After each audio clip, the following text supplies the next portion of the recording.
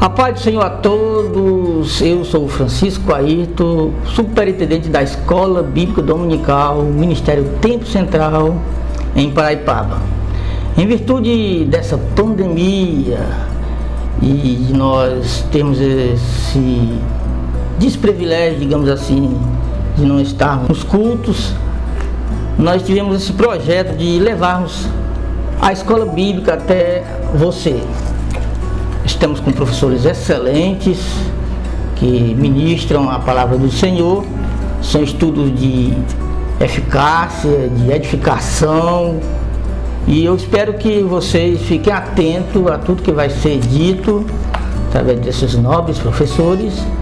E com certeza, Deus, Ele sempre tem algo melhor para você.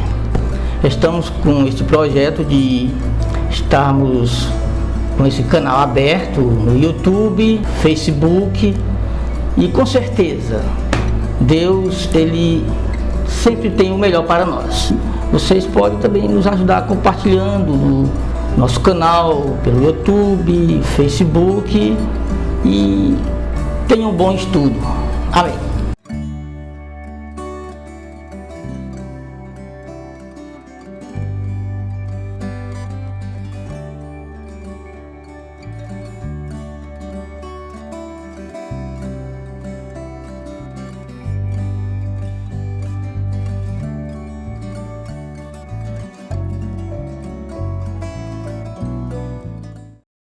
A paz do Senhor, irmãos, é com grande prazer que estamos aqui para falarmos a respeito de Jesus Cristo, o homem perfeito. Eu sou o evangelista Daniel Soares Carneiro, professor da Escola Dominical no Templo Sede, aqui na cidade de Paraipaba, e nós passaremos a estudar esse assunto que inclusive tem muitas discussões teológicas a respeito de Jesus, o homem, e Jesus, Deus, as duas naturezas de Cristo Jesus. Então, essa é a lição de que nós iremos estudar, é a lição 12 do dia 22 de março de 2020. É a lição que é ditada pela nossa CPAD e que todas as escolas dominicais da Assembleia de Deus no Brasil têm essas lições como estudo da Bíblia para edificação dos irmãos e da igreja. Como já foi falado, o título que nós estudaremos hoje é Jesus, o homem perfeito. Nós sabemos bem de que houve o primeiro homem, Adão, como já foi estudado em outras lições anteriores, o primeiro homem, Adão, criado por Deus, mas um homem que, mediante a sua desobediência ao pecado, ele se tornou um homem imperfeito, assim como todas as pessoas que vieram a partir de Adão. Todos nós temos a descendência pecaminosa de Adão. Mas nesta lição de hoje, nós estudaremos Jesus, o homem perfeito. Jesus, o homem que não pecou. É o que nós iremos estudar. O nosso primeiro ponto da nossa lição, ele diz: Jesus, o verdadeiro Deus. Diz assim o desenvolvimento do assunto, do estudo. Professamos que o Senhor Jesus era e é perfeitamente humano, perfeitamente divino. Ele não era meio homem, nem meio Deus, mas totalmente homem e totalmente Deus.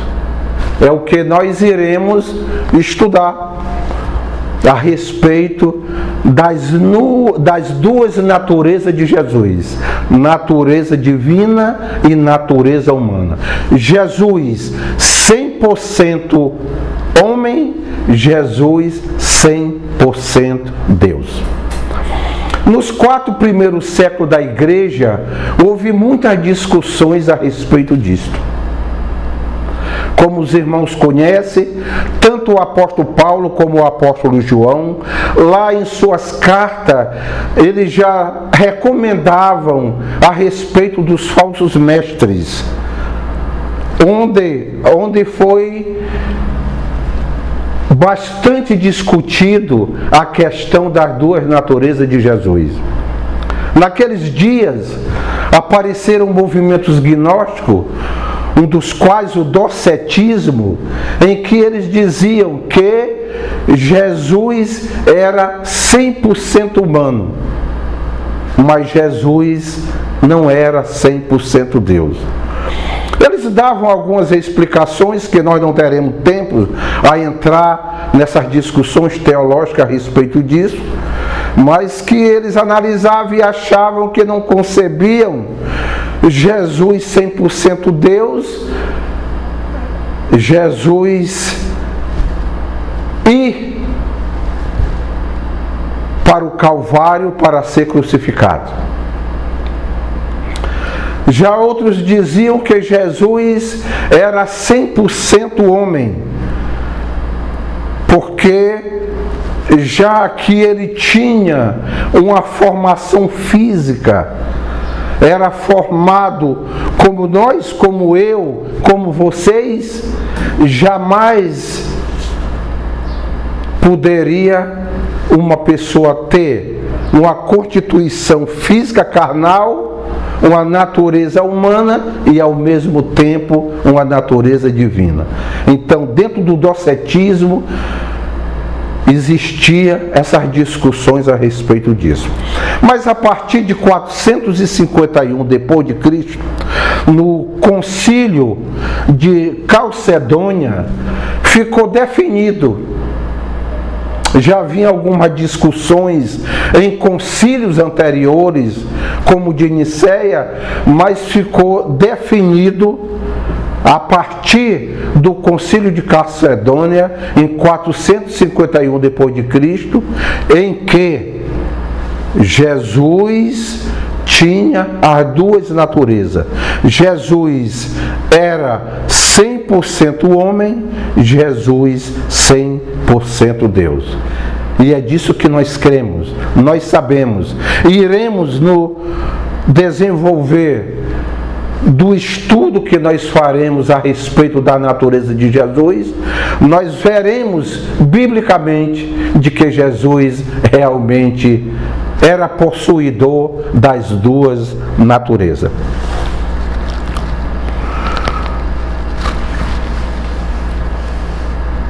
No ponto 2 do primeiro ponto, nós temos Jesus, seus atributos, grandezas e perfeições. É lógico, é muito claro, amados.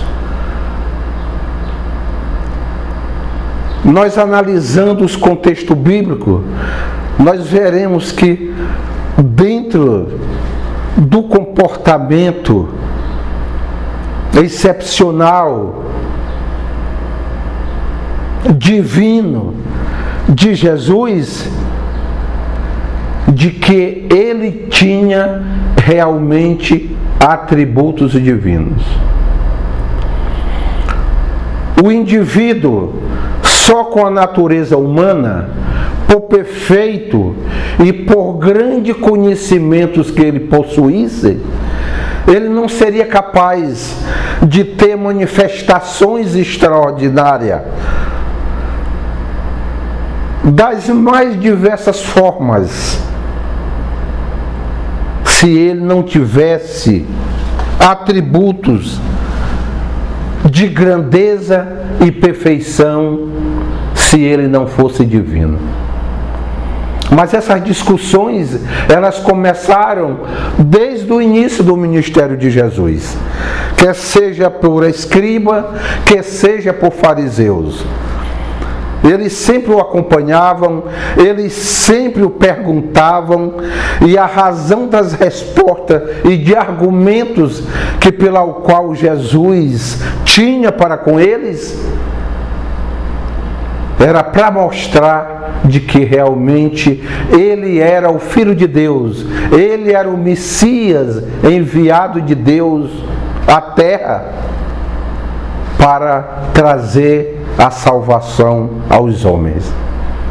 E aí no seu ministério, que foram por mais de 3 anos, em todo o seu ministério, Jesus demonstrou pelo seu comportamento, em momentos a sua natureza humana e em momentos a sua natureza divina, pelo poder excepcional, pelo poder celestial que pelo qual ele era possuído. Isso nós fazemos e faremos algumas análises a respeito da diferença do comportamento das suas duas naturezas. Ponto 3 do primeiro tópico, do primeiro ponto. Ele esvaziou-se da sua glória, mas não da sua divindade. Em muitos momentos do ministério de Jesus, como já foi falado, nós percebemos que sejam pelos escritos dos evangelistas, percebemos pela forma de como seus discípulos, ou aqueles que o afluíam, cercavam, interpretavam o seu conhecimento, que geralmente eles entendiam e compreendiam de que era um comportamento humano. Mas ele demonstrou. Nós vemos em muitos momentos Jesus demonstrando ter sede. Nós vemos lá quando ele pediu água, aquela senhora, aquela mulher que estava lá junto do poço de Sicar, lá em Samaria. Nós vemos Jesus mandando comprar alimentos para que ele e seus discípulos se alimentassem. Quer dizer, ele tinha fome. Jesus Cristo demonstrava cansaço em alguns momentos, como no posto de Sicar, de sentar, ficar aguardando a volta dos seus discípulos, sentado. E muitas outras demonstrações que Jesus Cristo provou de que ele tinha a natureza humana. A natureza divina também é claro no comportamento de Jesus, em algumas situações que era necessário ele demonstrar de que verdadeiramente ele era o Filho de Deus ou enviado de Deus. Eram momentos em que ele perdoava pecado. E só Deus, só o Filho de Deus, só Jesus Cristo, ele tinha poder para perdoar pecado, porque só Deus perdoava pecado. E aí nós vemos as ameaças de escribas e fariseus nos momentos em que ele se manifestava em sua divindade. Nós podemos ver momento como ele dentro daquela tempestade, junto de um barco, com seu discípulo, lá no mar da Galileia, em que veio uma grande tempestade, ventos fortes, grandes ondas, e seus discípulos se desesperaram, mesmo estando com o mestre, se desesperaram. E aí foram pedir socorro a Jesus, que repousava, que dormia ali na polpa daquele barco. E Jesus, mandando acalmar os ventos e aquela tempestade. Nisto é uma demonstração em que Jesus verdadeiramente era o Filho de Deus, porque só vindo de Deus como Filho e só sendo Deus era capaz de ter poder sobre a natureza. Então são situações em que mostram a natureza humana pelas suas necessidades físicas, como qualquer um de nós, e Jesus na sua natureza divina, onde ele tinha poder sobrenatural de que só Deus era capaz de fazer aqueles prodígios ou tomar atitudes pela qual ele tomava.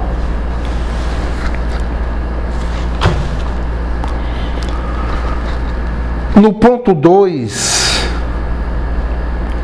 aqui nós vemos Jesus como verdadeiro homem. A concepção e a encarnação e o nascimento do Filho de Deus.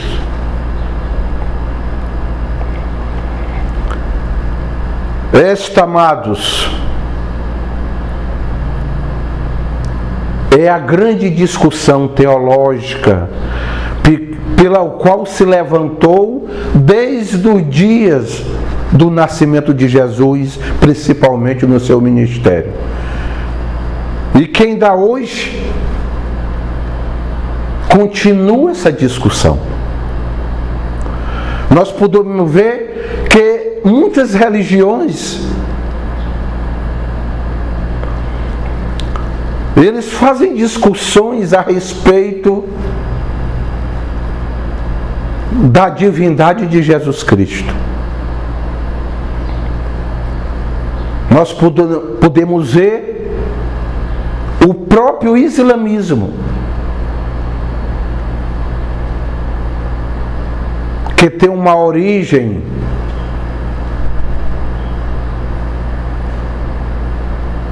dentro do conhecimento judaico, porque eles colocam também seus princípios vindo desde Abraão. Mas eles, a respeito de Jesus Cristo, nos seus escritos, nas suas discussões teológicas dentro do islamismo, seus mestres, eles chegam até a aceitar de que Jesus Cristo foi um enviado de Deus, foi um Ions, de que Jesus Cristo, ele tinha uma qualidade, um poder divino a nível do seu profeta Maomé. Eles chegam a dar essa credibilidade de Jesus Cristo como um profeta, de Jesus Cristo de uma pessoa que tinha algo de extraordinário na sua vida, de um profeta, com revelações divinas.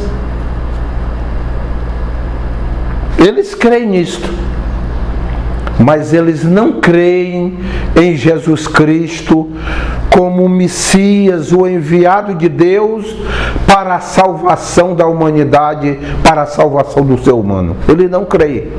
Assim como muitos outros. Muitos que inclusive se dizem até cristãos. Eles têm discussões e dúvidas teológicas a respeito das duas naturezas de Jesus Cristo. Eles discutem a respeito da ressurreição de Jesus. Muitos creem até na sua morte, do seu sacrifício lá na cruz, no Calvário, mas que não creem na ressurreição e na ascensão de Cristo, que está à destra de Deus, como prova de que é Deus o intercessor por nós e nosso Salvador. Mas nós cremos, e porque eles têm grandes dúvidas, é como no ponto aqui que nós estamos vendo, é a respeito da encarnação de Jesus Cristo. O apóstolo João, em sua primeira epístola, ele diz: se alguém não crê que Jesus Cristo veio em carne, de que ele foi encarnado, de que ele teve uma natureza humana, essa pessoa não é de Deus. Ele é claro nisso. E nós que temos os fundamentos bíblicos da fé e o credo apostólico como fundamentos para a nossa religião, nós temos certeza e cremos que Jesus Cristo, ele foi enviado de Deus, pelo amor de Deus, como escreveu o apóstolo João no capítulo 3 e versículo 16 do seu evangelho. Porque Deus amou o mundo de tal maneira que enviou o seu Filho Jesus, para que todo aquele que nele crê tenha vida eterna.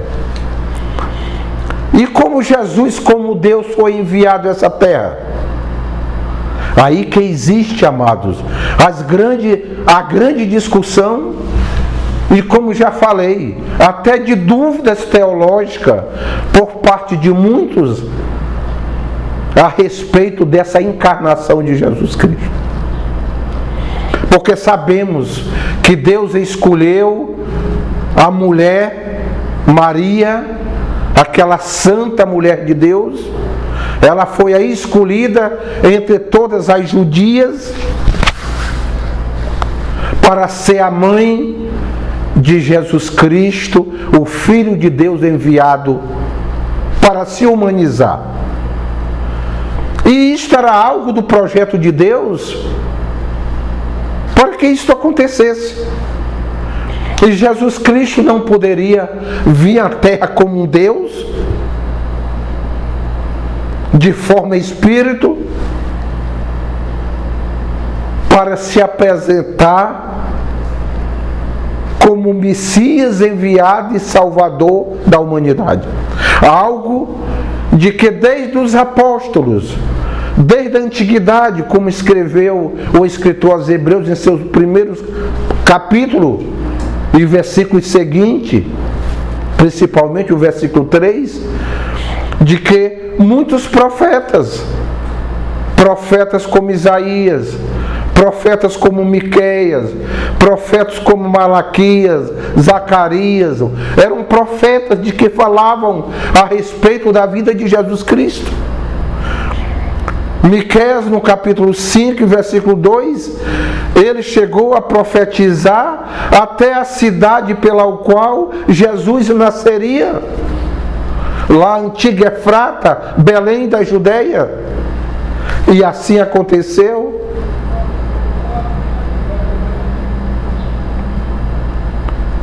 O profeta Isaías já profetizava, dizia que Jesus nasceria como um bebê, como uma criança, nasceria de uma mulher.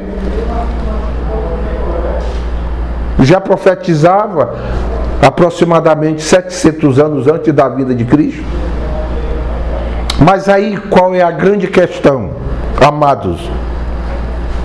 É a encarnação de Jesus.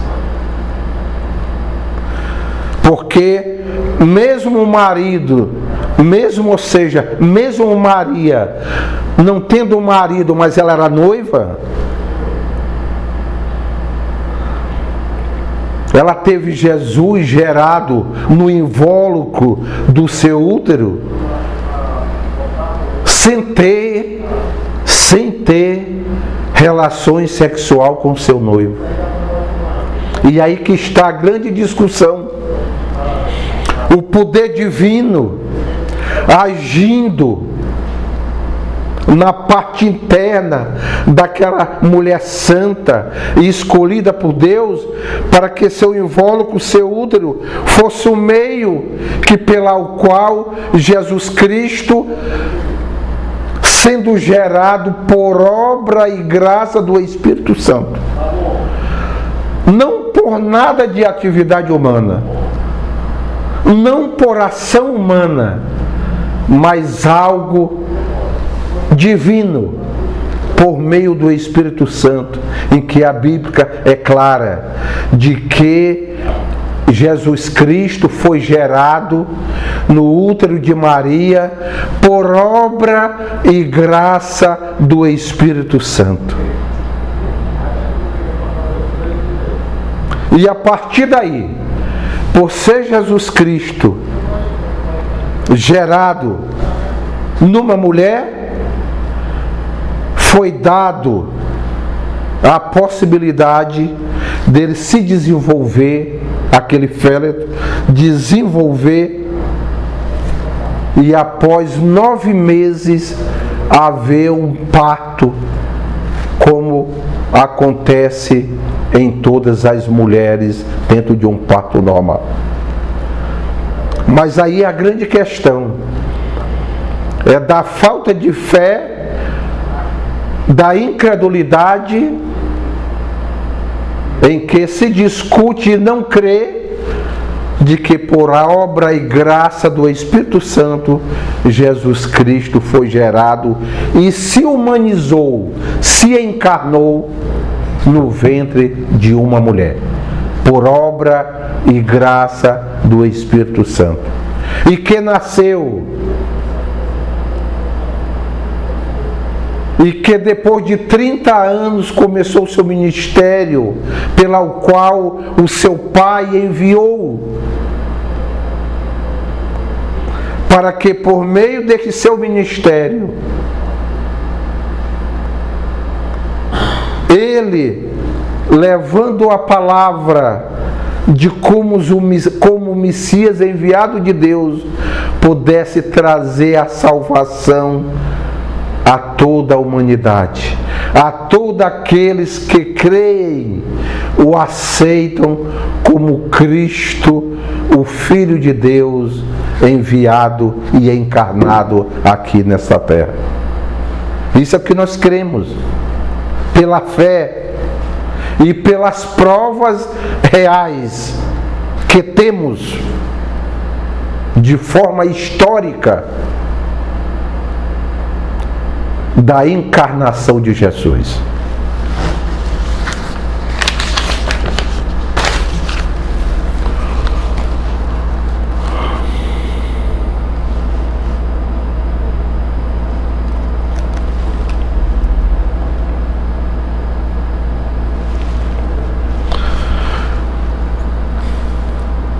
Aqui nós temos, no segundo ponto, queridos,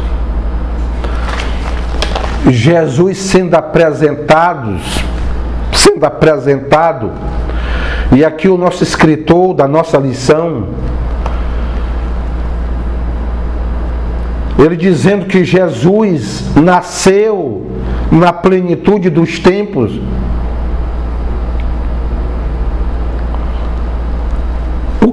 O que é a plenitude dos tempos aqui?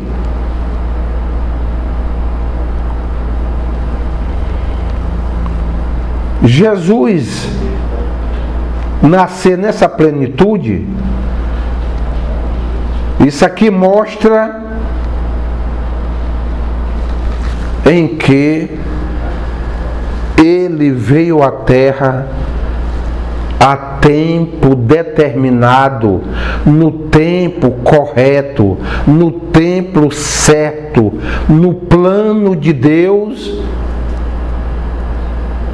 para ele ser encarnado, nascer, crescer, ser morto no Calvário, na cruz do Calvário, e ao terceiro dia ressuscitou. É nisso que está o sentido da plenitude, do cumprimento. Aqui, do texto pelo qual estamos analisando. Aí ele mostra aqui, Cristo, nessa plenitude, sendo apresentado dentro de uma divulgação nacional e universal para Israel. Essa divulgação para Israel, dentro do seu ministério e posteriormente dentro das sinagogas, após o cativeiro babilônico, em que os judeus, na sua maioria, dispersos e sendo levado cativo para a Babilônia,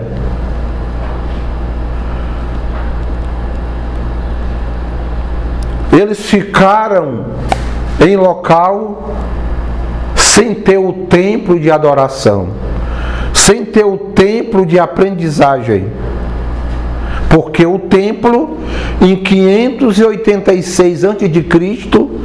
tinha sido destruído pelo exército de Nabucodonosor. Eles passaram 70 anos no cativeiro, depois foram autorizados pelo rei Ciro para que voltasse e começasse a edificação de um novo templo, conhecido como o Templo de Zorobabel, e aonde eles podiam ter direito a prestarem culto a Deus naquele templo. Mas no período daqueles 70 anos em que eles estavam cativos na Babilônia, nem os que ficaram em Jerusalém e nem os que estavam na Babilônia tinham um lugar de adoração a Deus. Então, a partir do cativeiro da Babilônia, passaram a ser construídas as sinagogas como um meio de reunir os judeus para ali aprenderem da palavra de Deus e desenvolverem toda a sua atividade religiosa para o desenvolvimento no meio daquele povo. Mas aqui o nosso escritor também fala de que houve algo muito interessante com a vinda de Jesus Cristo, que foi o período grego, ou seja, o período do helenismo. Esse helenismo era um conjunto de ideias e de costumes que pelo qual foi espalhado pelo mundo dentro do Império Grego, constituído por Alexandre o Grande, em que todos os povos daquele dia, até o Império Romano, aqueles povos estavam subordinados e que todo o seu desenvolvimento cultural, intelectual, estava baseado naqueles preceitos, conhecimentos e até filosófico da Grécia. E aí Jesus esteve nesse período de influência, já que Jesus veio e em toda a sua vida aqui nos seus 33 anos estava debaixo do Império Romano, mas que havia influência, inclusive na língua. Os nossos evangelhos, o Novo Testamento é escrito no grego, e isso pela influência do helenismo na cultura daqueles dias. E aqui ele fala a respeito também da importância da vinda de Cristo no Império Romano. E existe algo, queridos, muito interessante aqui. Nós não temos tempo para fazermos detalhes historicamente de forma mais aprofundada. Mas houve algo muito interessante. A partir de 176 a.C., começou a haver a influência e o Império Romano agindo sobre o mundo. Foi o último grande império e que dominou por mais tempo, e que esse império, eles tinham uma preocupação grande, que era de unir as nações, as cidades, por meio de grandes estradas. E que, amados, com a vinda de Jesus Cristo, e após o dia de Pentecoste, em que as portas do mundo foram abertas para a evangelização, para se anunciar as boas novas de Jesus Cristo, aqueles primeiros apóstolos, aqueles primeiros missionários, aqueles primeiros divulgadores do Evangelho de Jesus Cristo, eles encontraram facilidade por encontrarem caminhos, encontrarem estradas feitas, bem aplanadas, para que essas pessoas, como Paulo, nas suas 3 e 4 viagens missionárias, em que ele saía não só pela Ásia Menor, mas como chegou a alcançar a países da Europa, começando pela Macedônia, levando o Evangelho de Jesus Cristo àqueles povos. E o Império Romano teve essa importância pela abertura de estradas que foram feitas naquele período.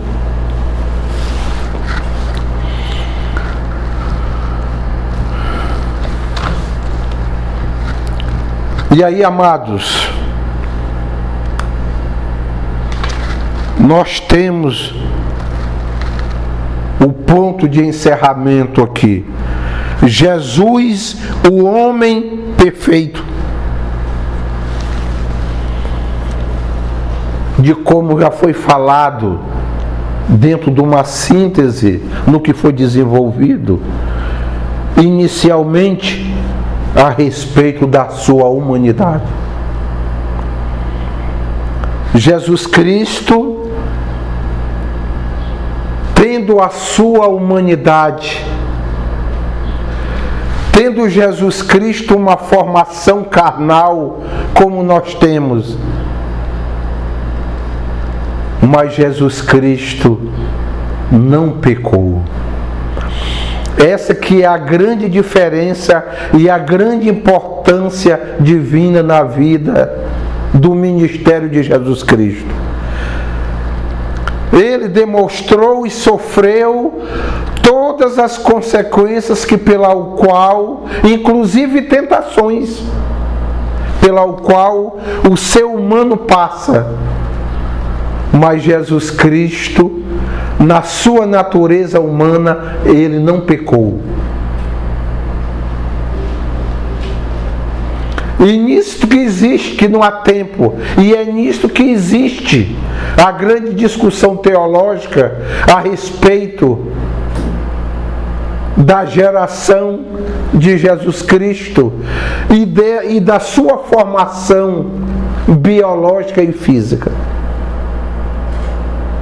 Porque eles dizem, mas como pode um homem nascer sem pecado de uma mulher pecadora? É por isto, irmãos, que dentro do contexto teológico católico, eles apresentam a mãe de Jesus, a Santa Maria, ela como Maria concebida sem pecado.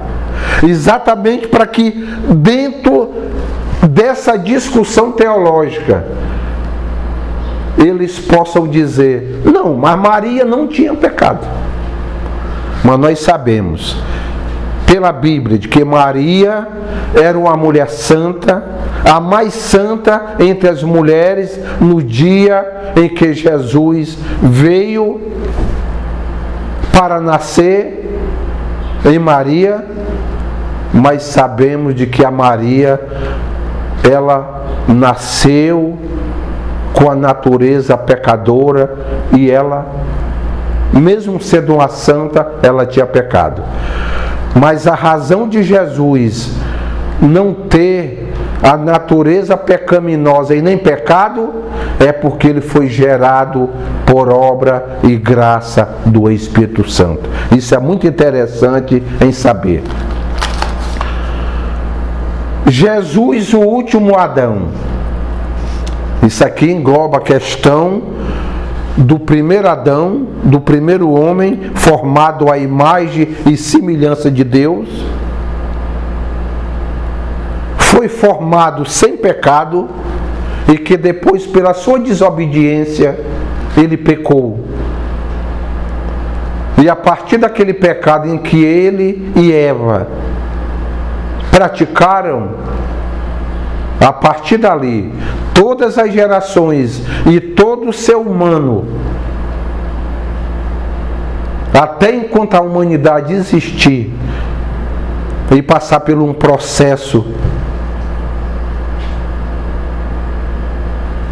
de um corpo especial, de um corpo transformado, de um corpo angelical,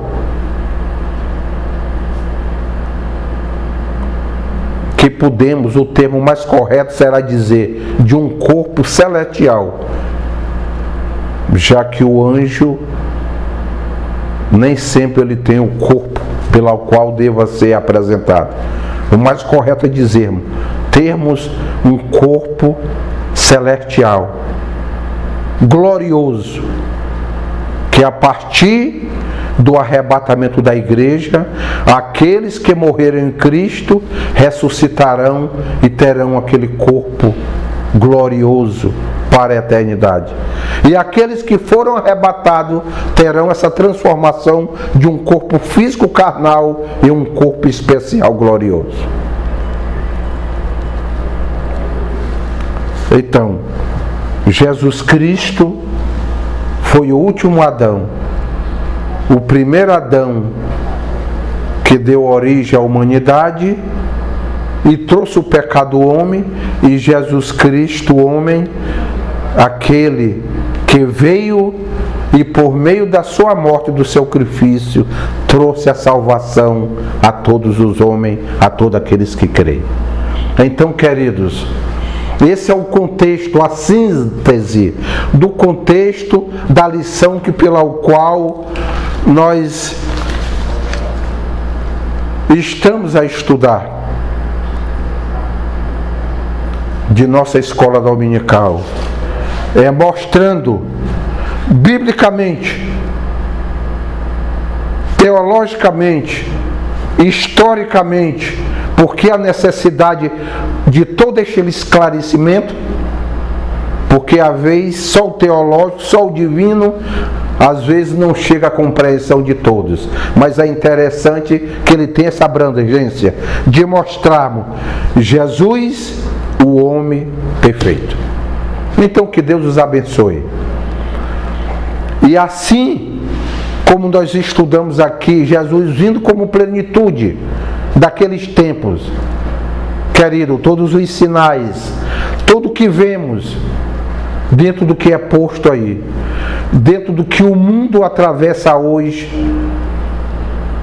com essa epidemia tremenda, isso é uma prova também biblicamente de que nós estamos alcançando a plenitude do tempo.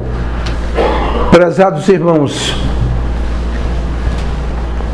e todos os que têm sido alcançados por meio desse estudo bíblico, que vocês possam, a partir de agora, a fazer a divulgação